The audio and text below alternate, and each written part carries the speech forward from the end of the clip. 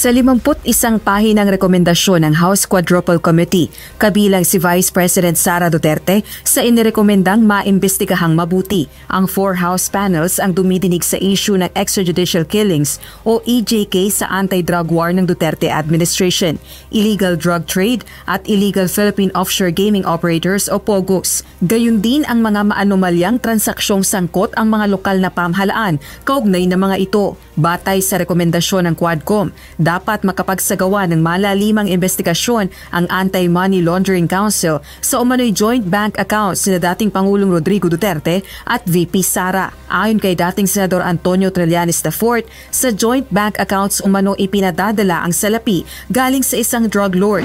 Matagal na itong pinabubulaanan ng mag-amang Duterte. Samantala, nakahanda naman si VP Duterte na harapin ang impeachment complaint laban sa kanya.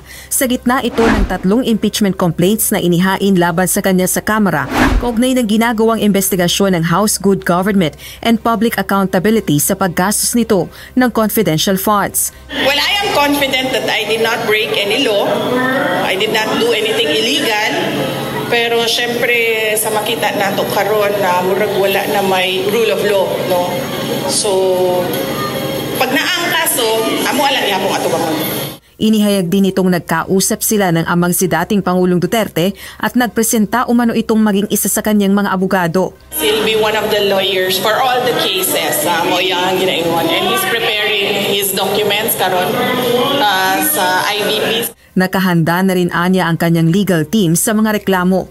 Binatikos naman ito ng Makabayan Bloc lawmakers at tinawag na political theater. Dagdag pa ng mga ito, dapat sagutin na lang ni VP Sara ang mga aligasyon laban sa kanya.